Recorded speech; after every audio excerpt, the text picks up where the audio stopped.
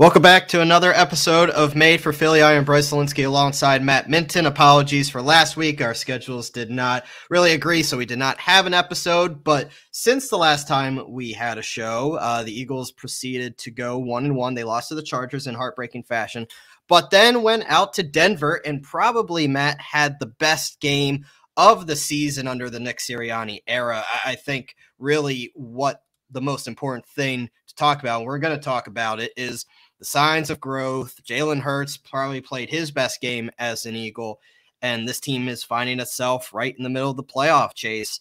So let's go right to this Eagles game out in Denver. It was a really impressive 30-13 win. It was close for a little while, but the Eagles started to pull away some big plays. Really, the difference maker was that Darius Slay fumble recovery for a touchdown, kind of put the dagger in for Denver. But you just saw what the potential of this Philadelphia Eagles team is, Matt. Like, I don't want to go and get carried away and say, the Eagles, they figured it out and they're going to go and they're going to surprise the world. They're making the playoffs and making a run. That's not what I'm saying. But the Eagles made their way through hell of the schedule. They played the Cowboys, they played the Chiefs, they played the Bucs, they played the Raiders, they played the Chargers, and now you're starting to see them at least matured and seasoned, I think, after 2 months of grueling football, and they took it to a Denver team, and this is kind of the tone setter we were looking for after the Chargers game, losing that game in disappointing fashion. This Eagles team has a chance to go on a run now. Not saying it's going to happen, but it could happen. This was a step in the right direction. Definitely a step in the right direction. I'd say it was probably the best half we've seen Jalen Hurts play so far this year. Devonte Smith had a really happy birthday, I would say. He really has been showing signs of being number one receiver. I actually didn't realize he was Pro Football Focus's number one ranked offensive player over, I think, the last 3 or 4 weeks, which was surprising to me. But for the most part, it is nice to see when the Eagles actually stick to a game plan that benefits their team. They do look like they're potentially a much more talented team, potentially making a playoff run in the near future.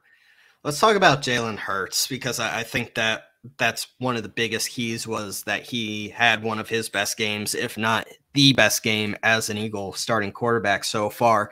Was absolutely brilliant, really untouchable in the first half. And then only threw 3 passes in the second half. One was a pretty bad interception, I will say that.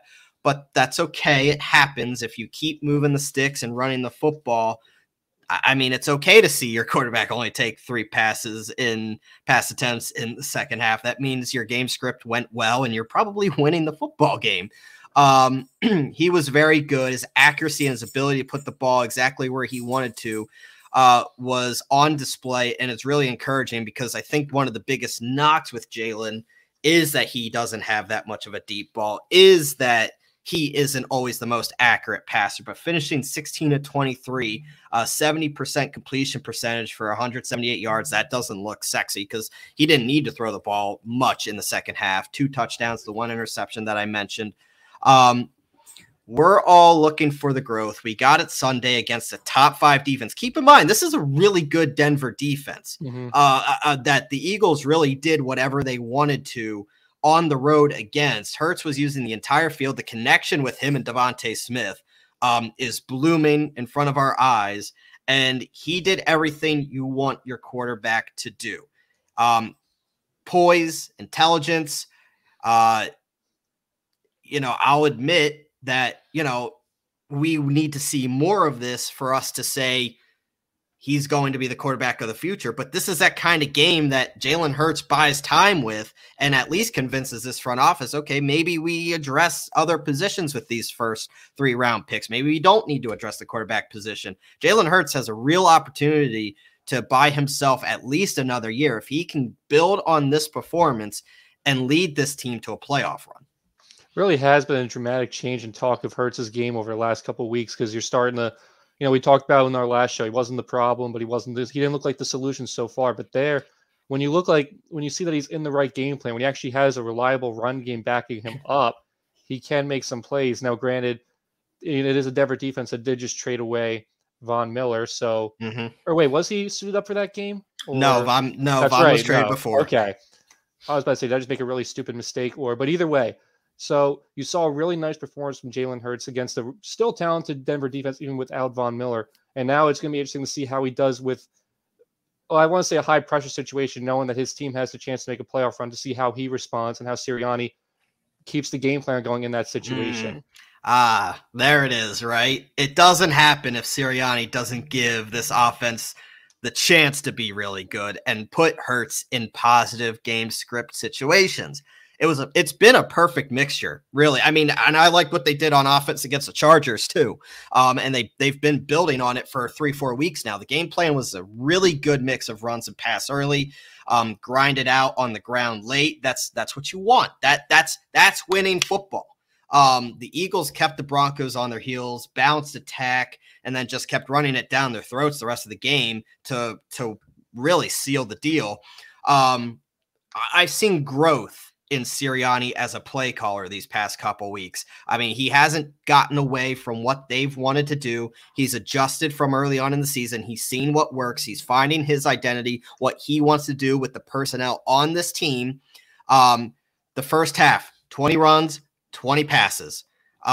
We were all, I think, afraid, Matt, that he would stop dialing up a heavy dose of running plays after, 1 or 2 weeks and go back to what he started to do in the beginning of the year, was just throw the ball over the place. But it's clear now he understands what works best for this team. This offensive line has been really good.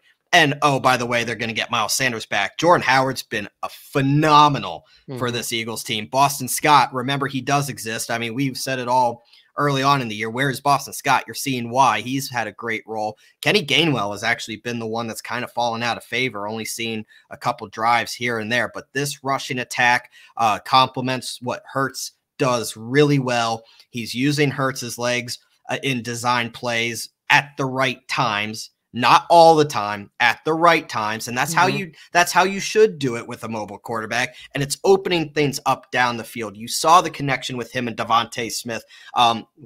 Smith only had 4 catches for 66 yards, but that's all you needed to do. You saw the deep play. You saw the touchdown. This is a kid in a draft pick that you can finally look and say how he got it right. It was hard to not screw it up with Devontae on the board, but they got it right.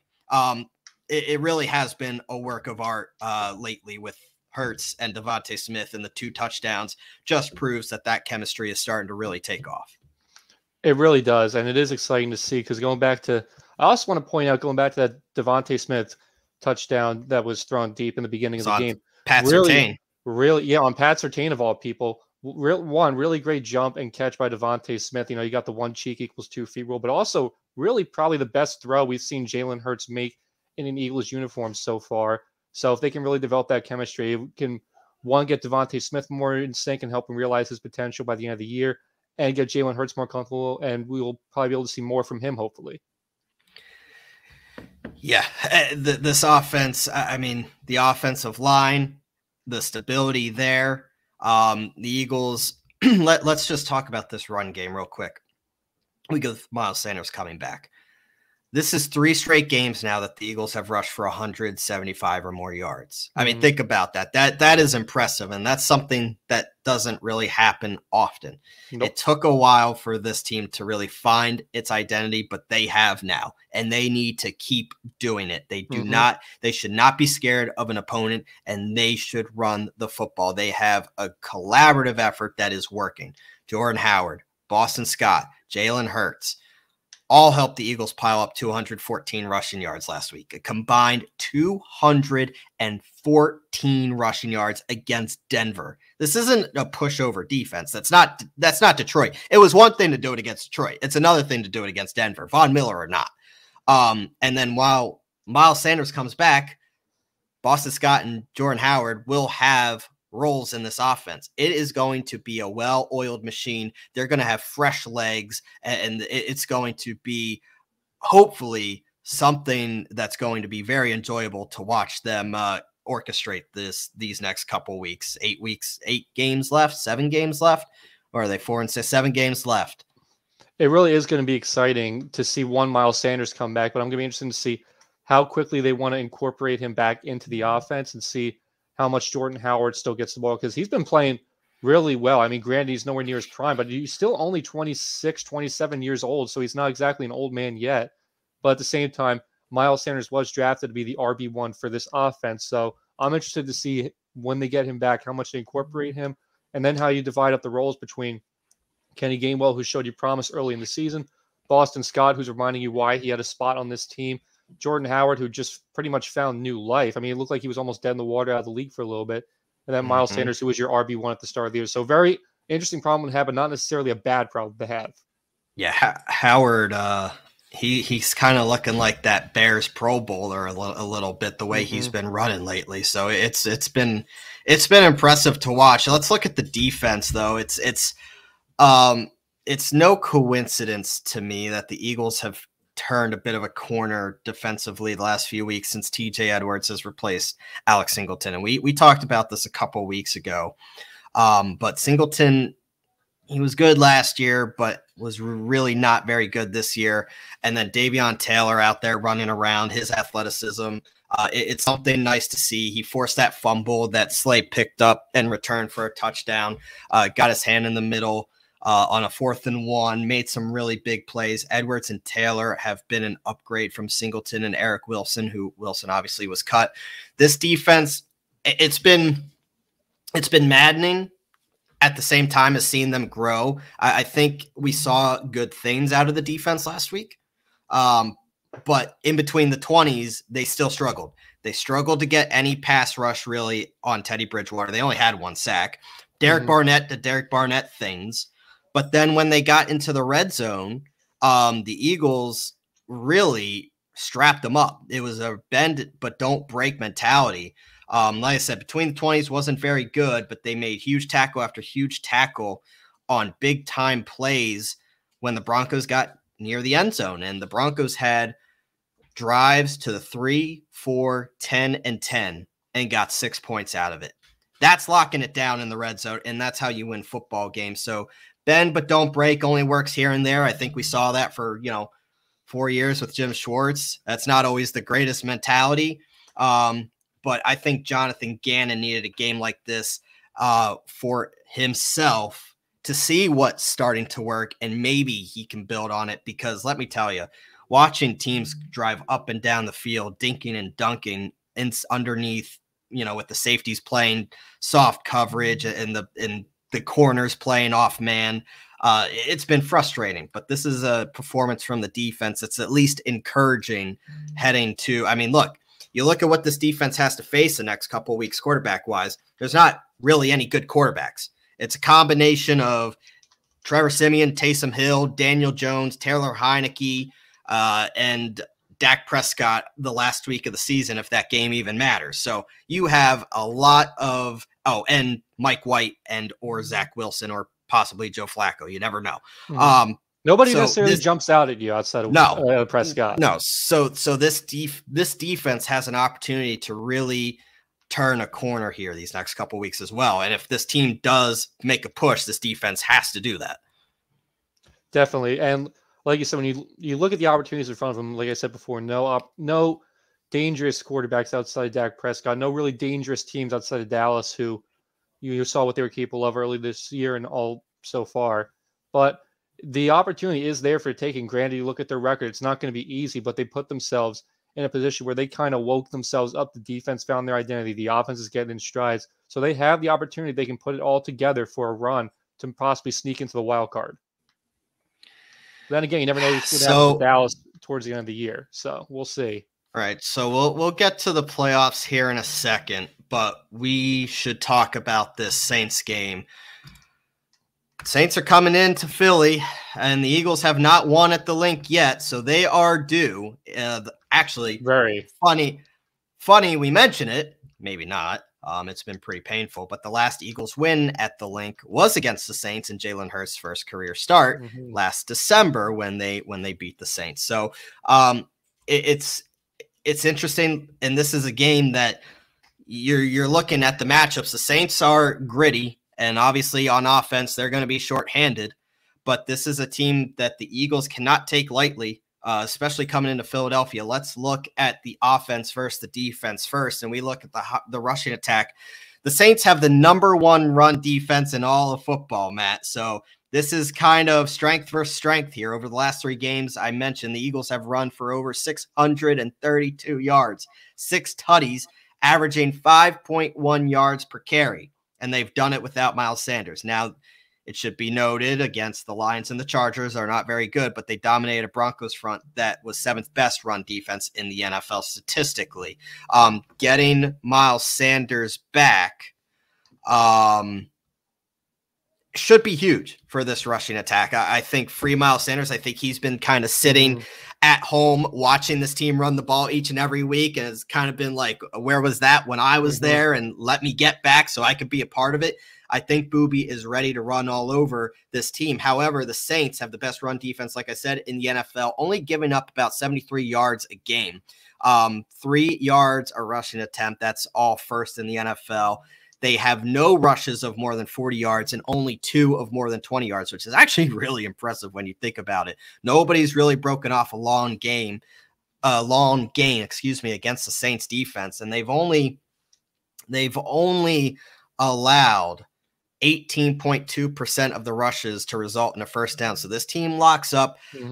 So this is definitely one of the things you have to highlight. If the Eagles are going to win, you kind of have to realize that this is the strength of the defense. Keep them honest. I think Jalen Hurts is going to have to throw the football more, but don't get away from what's been working. I think with the amount of running backs that you're going to have in this backfield, how fresh everybody is, stick with what's working, and you might be surprised with how well you do on Sunday.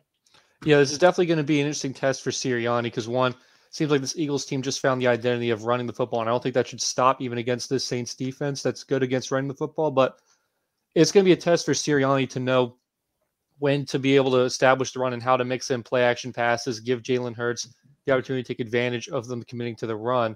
So it's going to be definitely a challenge, even if Trevor Simeon is going to be the quarterback you're going against. It's going to be a tough test for this offense. It's going to be a really tough test. It's a different coaching staff. It's a different team, different scenarios.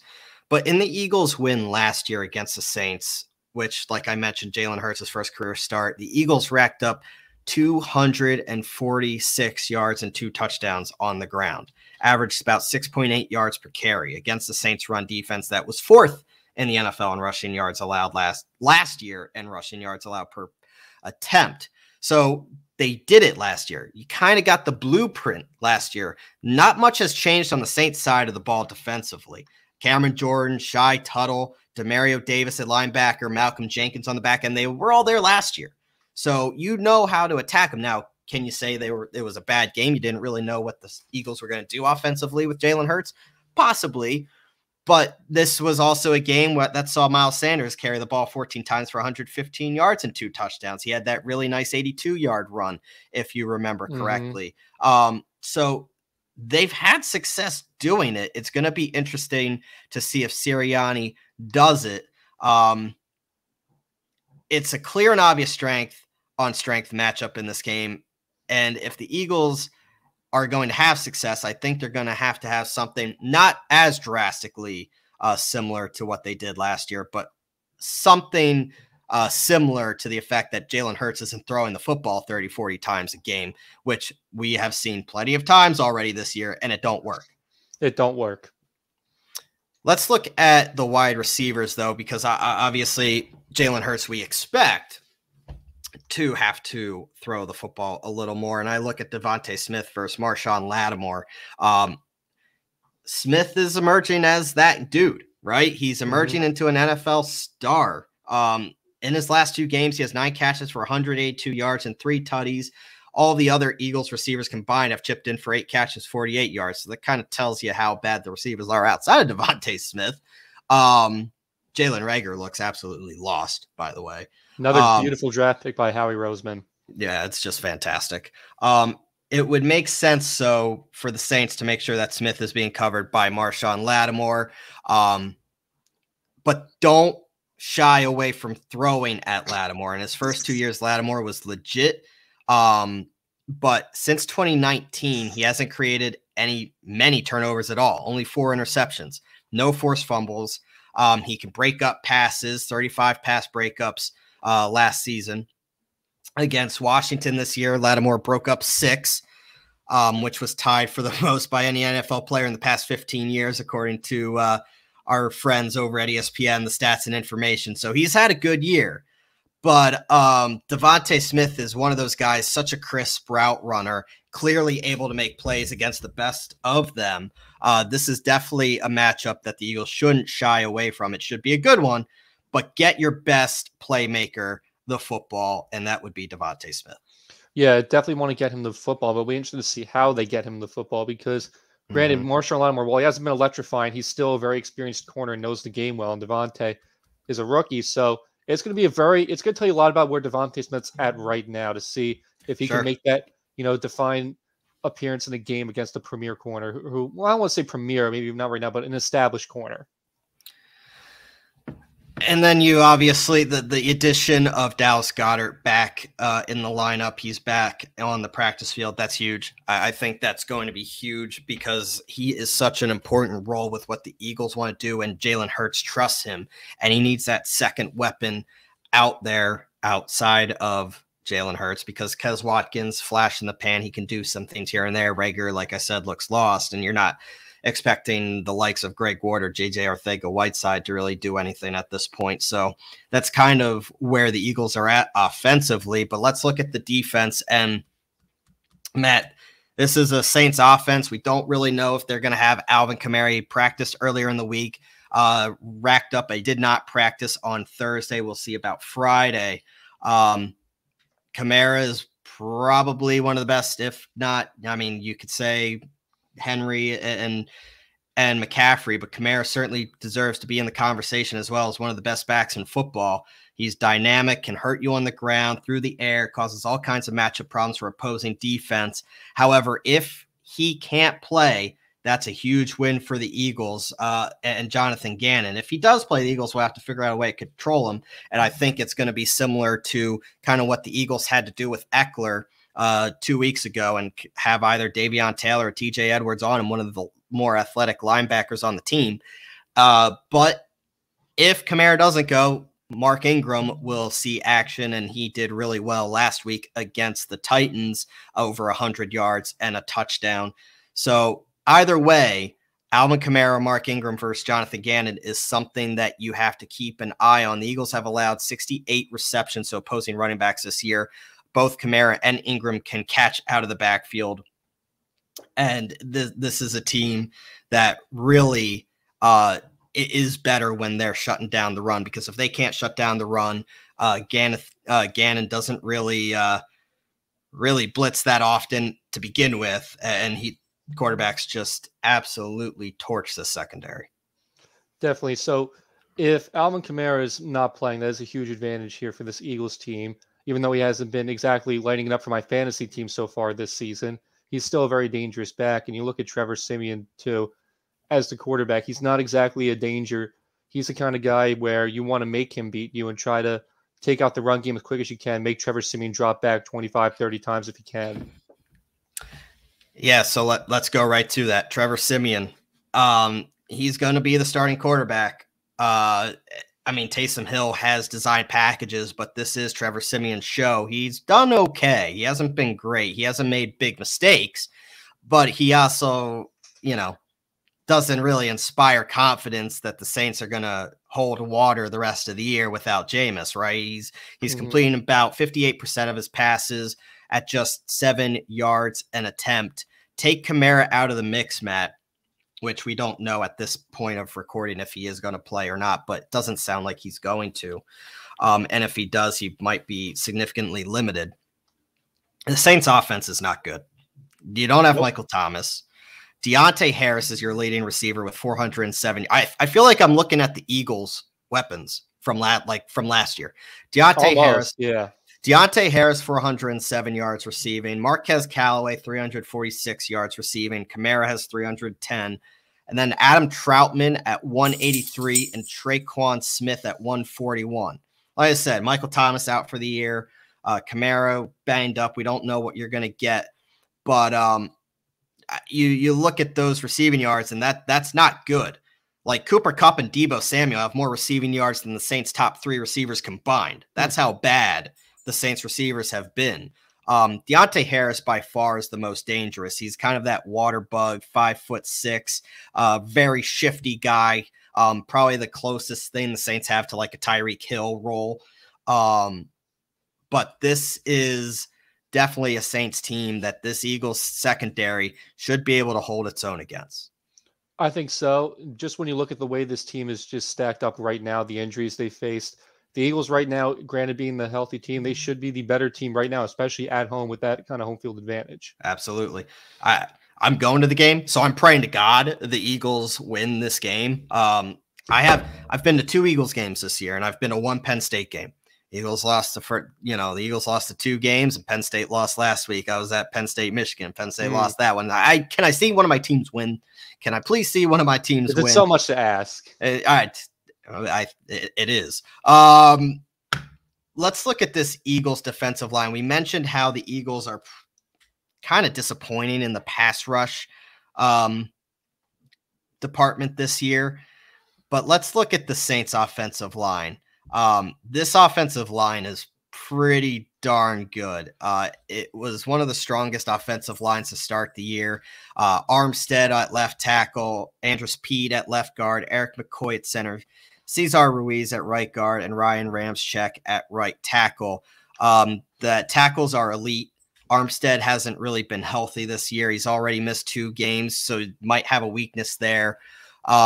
If you're looking at possibly Josh Sweat on the outside, Pete is now done for the year with a torn pec. If Armstead can go, they're going to bring up James Hurst at left guard. If Armstead can't go, Hurst will likely play left tackle, and they'll have to throw in Calvin Throckmorton. I love that name. Calvin Throckmorton will be filling in at left guard for the Saints. On the interior, Cesar Ruiz has been underwhelming for the Saints. But this is a team that's like, look, I feel like it goes against what the Eagles want to do on defense, what the Saints do. Simeon has held onto the ball, Matt, an average of 2.86 seconds from snap to throw, while Winston held it on longer, over 3 seconds. This is not the get it out quick offense you're used to seeing under Drew Brees, but it's still quick. And that's really been the Eagles' bugaboo this year, is quarterbacks getting the ball out quick, not allowing that pass rush to get to the quarterback. And when they're playing the soft cover 2, it doesn't really matter who the receivers are and who the quarterback is. They'll play catch all year with Deontay and Marquez Callaway and Adam Trautman and God knows whoever else they're going to throw out there. Trevor Simeon, if you do not get to Trevor Simeon and you don't play man-to-man coverage, he's going to have a decent game. He will, and this is a golden opportunity here. If Throckmorton is brought up to play left guard, it's a golden opportunity for Javon Hargrave. Great name. Love that name. It's a golden opportunity for Javon Hargrave to get back on track. I mean, he had a really electrifying start to the year. Maybe seems like he's cooled off just a little bit. It'd be nice to see him get a nice sack or Penn State. And then for Fletcher Cox to really get his name on the board and do something. Seriously, he has been very underwhelming this year. Hargrave has gotten quiet. Yeah, Hargrave has gone quiet. They're double teaming him a lot. So that's not as worrisome. But if they're double teaming Hargrave, where are you, Fletch? Yeah, right. Where are you? So it's concerning. Derek Barnett's doing stupid shit. I cannot expect him to be back. It's always bleeping him. It's always bleeping him. It's always him. Josh Sweat has been up and down this year, I feel like, and really no consistency on the defensive line at all, which is supposed to be one of the strengths. So it's concerning. But now is the time. Crank it up at home. The Link is probably going to be pretty loud. This is a team that, this city can kind of smell the playoffs a little bit. There's some hope. There's some light at the end of the tunnel. So before we change subjects and before we go to the playoffs, we have to predict this game. Eagles, Saints coming in. The Eagles are 1 game behind the Saints for the last playoff wild card spot. If you look at the standings right now, the Saints are I guess a game and a half, if you will. The Saints are 5-4. Panthers are 5-5. Vikings are 4-5. San Francisco's 4-5. Atlanta's 4-5, and the Eagles are 4-6. But they have the tiebreaker with Atlanta and Carolina, not San Francisco though. This is a really, really tight race when you actually look at it. So this is a big game. The loser of this game kind of puts themselves behind the 8 ball when it comes to making a playoff push. Do the Eagles win their? I can't believe I'm asking this question. Do the Eagles win their first home game of 2021 in late November? As weird as this to hear you say that, I think so. I think when you look at the Saints team right now, the injuries they're going through, the fact Trevor Simeon's QB1, they are at home at the Lynx, so the fans are going to be rowdy. It should be just a game the Eagles are supposed to win. They should be supposed to win this game if they stick to their script and just try to be smart and don't let Sirianni get out of his head. Got a score for me? Honestly, off the top of my head, can you come back to me for that one? I'll come back. I'll come back to you. Just like in class. Come back to me. I think they're gonna do it, man. I do. I think the Saints team is really trending in the wrong direction. I mean, you can only hold water with Trevor Simeon for so long. Not having Alvin Kamara is going to hurt. Even if he does play, it's not going to be 100%. The defense has been good, not great. This Eagles team's starting to feel themselves. They really showed something out in Denver. And I'm not saying Denver's a world beater. They're not. But they looked good for 4 quarters. They put the most complete game together. The defense played well. The offense played well. The game plan was well executed, and Jalen Hurts has looked good. This team continues to grow, and I think they're going to do it at home. I'm going to say the Eagles, and I'm going to say 31-13, something similar to what we saw out in Denver. I don't think the Saints offense has what it takes, and I think eventually that defense is going to break down on the New Orleans side of the ball. I think the Eagles have another convincing win here. I don't think it's going to be particularly close. I'm going to go with 27-13, and I think it's going to be a game where the Eagles control it pretty much the entire game. Maybe the Saints get a late time garbage time touchdown to make the score a little bit closer. But for the most part, when you just look at the environment, the injuries, and the direction this Eagles team is going right now, they should be the better team going in. They should be able to really take control of this game. They should. And with that in mind, the talk for playoffs will be louder for this team. And playoffs. We have to talk about it, and it helps that the NFL expanded it to 7 teams, right? I mean, that kind of opens up, more opportunities for teams like the Eagles, who are kind of in the middle of the pack, but getting hot at the right time, possibly, to maybe go into the playoffs. If they beat the Saints this weekend, look, the 2 wildcard teams, the 3 wildcard teams right now, one of them is definitely going to be either the Cardinals or the Rams, whichever one doesn't win that division. Then you're looking at the Saints. I listed it off before. I'll list it off again. The Saints are 5-4. If you beat the Saints this weekend, you're 5-6. The Saints are 5-5. Carolina's 5-5. If you think they're going to be holding water with a 32-year-old Cam Newton, you're out of your mind. That's just not sustainable for Carolina either. And the Eagles have the tiebreaker with them. Minnesota's at 4-5. They are the most up and down football team I've ever seen. So they are the definition of mediocrity. We'll see where they go. San Francisco had a really nice game against the Rams, but another team that hasn't been that consistent this year. Atlanta is downright dreadful. They are abysmal of a football team. They are technically 4-5. I expect that to change. When you hear this episode, the result will already be out, but I expect them to absolutely get smacked tonight by the Patriots. And they will be behind the Eagles for tiebreaker purposes. You look at the Eagles' schedule, Matt, and it's very kind. The Eagles have the easiest strength of schedule left. You have the Saints this weekend. Then you have only one non-divisional game left, and that would be the New York Jets. At Giants, at Jets, home against Washington, home against the Giants, at Washington, and who knows what the Cowboys game is going to mean at home to end the year, whether Dallas is not playing for much because they have their playoff seed locked up. Are the Eagles going to be playing for anything at that point? That game's always tough to read. but the easiest strength of schedule left. Like, I look at this Eagles team and I look at the standings, like they control their own destiny here. They really do. They can get in this thing, and the schedule is friendly enough that they should be able to do it.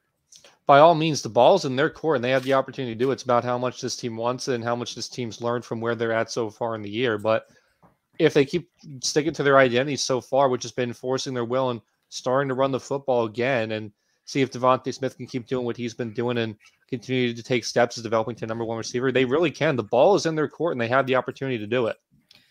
And what's so interesting about all of this is like the future of this team. Like what they do this year is going to dictate a lot. So like, and I'm sure some of our listeners remember, Matt, I know you'll remember, but remember when I was talking earlier in the year, like the Eagles want one of two results. They either want to win the division, look really good, Jalen Hurts, clearly the guy, or you have Jalen Hurts is definitely not the guy. We have to rebuild. We have to retool this team, and we'll do it with the 3 first-round picks that we have. Then there's that in between range, that gray area that you didn't want to be in, and the Eagles are quickly finding themselves in the gray area. We've seen really, really good Jalen Hurts, and we've seen really, really bad Jalen Hurts. We've seen really, really good Nick Sirianni and really, really bad Nick Sirianni. We've seen really, really good Jonathan Gannon too, and really, really bad Jonathan Gannon. So the Eagles are finding themselves all over the map at mediocrity. And if they're going to continue to work for a playoff position, like, is it enough to say, okay, Jalen Hurts is definitely the guy. Okay, the core, he's the guy that we can build around. Or does that conversation for Russell Wilson or Deshaun Watson still ring loud when it's all said and done? Because we know what Jalen Hurts is at this point. I don't know if we do, but a lot of what the Eagles do these next couple weeks dictates a whole lot about the future of this team. It really is a tough spot. I guess I'll start with Jalen Hurts for the most part. If the Eagles are going to be in a good position for the playoffs, a lot of it is going to rely on Jalen Hurts stepping up and continuing what we saw from Denver. Now, he has been putting up good stats from an analytical perspective, but you have to ask yourself at the end of the day, does he pass the eye test? Has he shown you that he can be the guy? Does he make the throws the guy is supposed to make?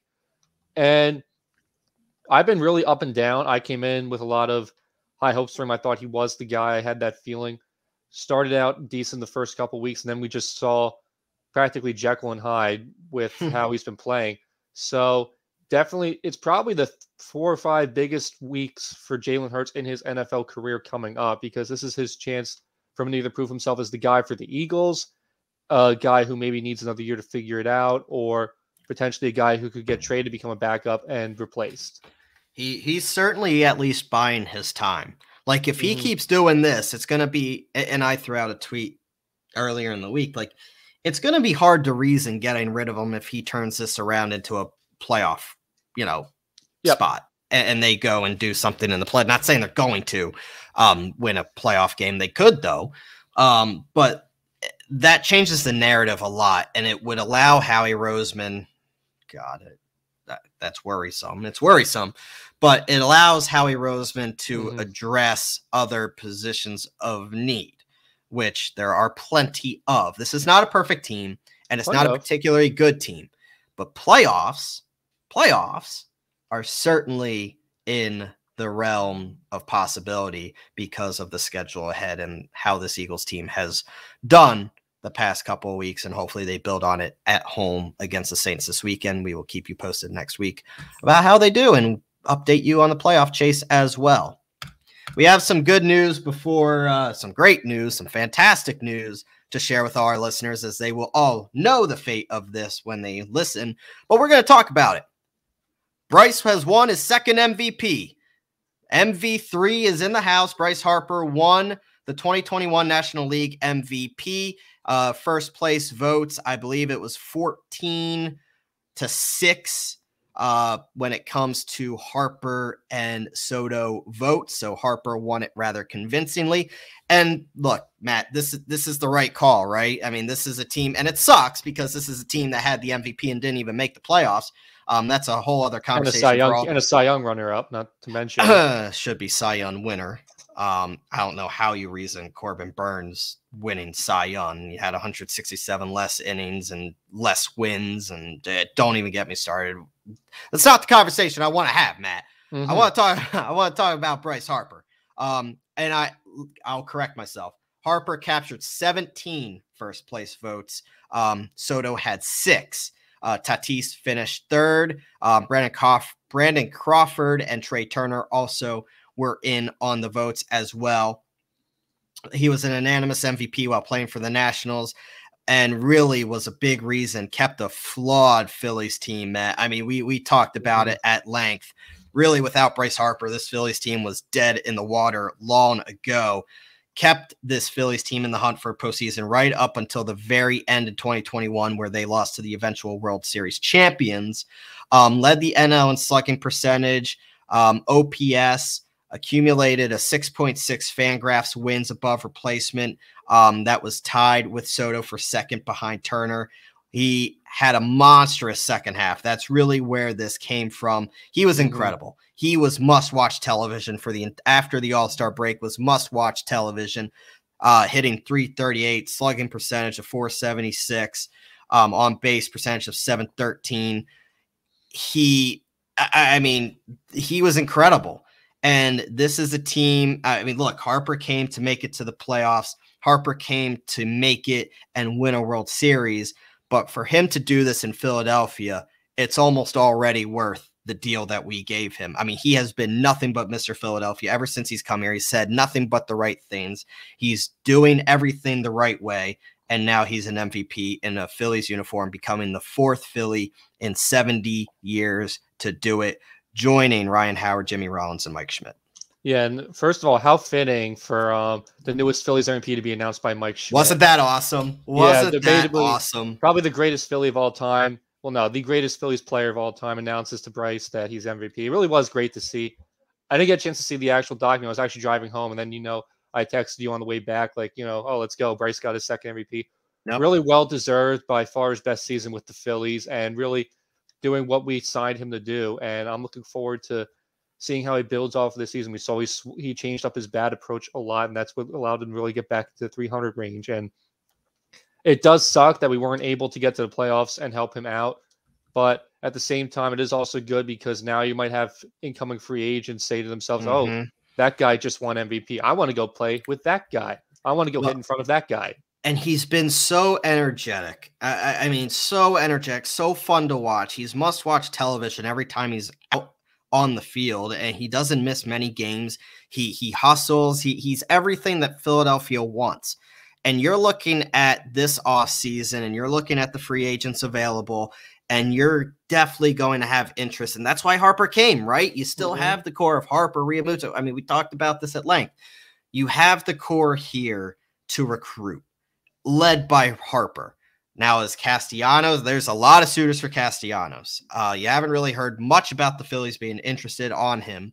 The Giants are kind of the favorite right now for him, but there's still plenty of time. Schwarber has been a named listed. Now, Schwarber, I'm not too thrilled about. I'm not so sure that moves the needle for me. I don't think he's what they need as much. He's not what they need. No. He's not athletic enough to put out in the outfield to make plays around Harper. You need a center fielder, and now they've been linked on Marte, which is good, but you need something else too. So if you're aiming, you're gearing for a Marte, Schwarber, Harper outfield. That's the best outfield they've had since Harper's been here. And it's not close. But Dave Dombrowski knows what he has to address. Harper's going to be a big part in that recruiting piece. It definitely is. And, the amount of times I just keep running through these scenarios in my head, just Castellanos, the Phillies just it seems like it makes so much sense. So much sense. He gives them what they need. He gives them middle of the order bat, possibly even a really high up, even number 2, maybe right in front of Harper. He's not a great fielder, but he's not going to make too many mistakes. And they filled, I mean, you had McCutcheon and Odubel last year. How worse can it get? And I mean, I love both spots for him to come right in. I love McCutcheon too. He has a spot in almost any locker room, but when you're hitting 220 and making X amount of money, they had to cut their losses. But then going back to Marte, who I would also like, he could be your everyday leadoff hitter. The one thing I'm concerned about is he is, I believe, 33. So he's up not there. A kid. So it could, but that could be a situation where you just front a lot of the money early on in the deal. But the thing is, like, we look at these players and we look at their age. Harper's 29. Like, this is a team that needs to win. This is a team that needs to win now. And Bronco. So I don't, if they're older, but they're going to come in and help this team possibly win. I mean, we saw that the National League is more wide open than I think any of us believed. You know, with the Dodgers looking very beatable and were beaten in the playoffs. The Braves got hot at the right time. And look, the Braves were not fully equipped. And they, in my opinion, were not the best team in the National League. And they got hot at the right time. They had the right combination of players. And look what they did. They went and won the World Series. I mean, Bryce Harper has come to Philly, and we've watched the Nationals and the Braves win World Series. I think it's the Phillies' turn, and it's time to, you know, put this 10-year playoff slump behind us and get back in. It's going to be interesting to see, but of course, we don't even know if we're going to have a baseball season next year. So, but we'll get to that. Yeah. Congratulations, Bryce Harper, on winning your second MVP, becoming the fourth Philly in the past 70 years to do so. And thank you for being Mr. Philadelphia. You truly are outside, you know, alongside, I should say, standing right next to Joel Embiid as the top athlete in this city. Bryce Harper, thank you. Congratulations. And let's go get this thing in 2022. Matt, that's another full show. I don't want to talk Sixers because they're on a losing streak and half their team has COVID, and it's just not even worth talking about right now. The Flyers look good. They're winning games that, you know, in impressive fashion. They're beating teams that, you know, you're going to be playing in the playoffs. However, they're also losing games that maybe they shouldn't be losing. So typical up and down battle with the Flyers, but they do overall look good. Other than that, you got anything else for us before we head on out of here? I mean, really, I'll just touch on the Flyers real quick. It is nice to see Kevin Hayes back. He had a goal. Yes. So I think you're going to see some potential growing, not necessarily growing pains, but they got to figure out how to work with the different rotations. And it sucks to see Ellis go out again. He's out 4 to 6 weeks again. Yeah. But as for Bryce, I mean, it really is just great to see. I mean, who was the last? Was Howard or Rollins? Were they the last two guys to win MVP for a Philadelphia team? I think they were. Yeah. So, you know, it's about damn time in the world. Because Wentz didn't win. And Embiid did not. Wentz was runner up. Embiid was runner up, and the Flyers haven't had an MVP in God knows how long. Yeah. I think Forsberg was a finalist, but that's the closest that they've gotten in a long, long time.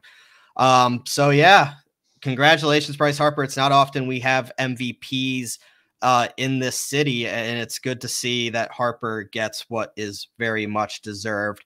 Very much. We'll have to figure out, Matt, next week's episode, because obviously we record on Thursdays. We may have to record on Tuesday next week. I don't know. We'll talk off air. Yeah, we'll figure it out. We'll figure it out, but obviously next week is Thanksgiving, so we're obviously not going to be recording on Thursday. We'll figure something out. But in the meantime, stay safe out there. Enjoy the football this weekend. I will be at the Eagles game. I'm very excited. Hopefully the Eagles win. Hopefully they finally do something when I'm in attendance, but it should be a good weekend of football nonetheless. Fly, Eagles fly, trust the process, ring the damn bell. Congratulations, Bryce Harper, once again. For Matt Minton, I am Bryce Zielinski. This was Made for Philly, and we will catch you next week.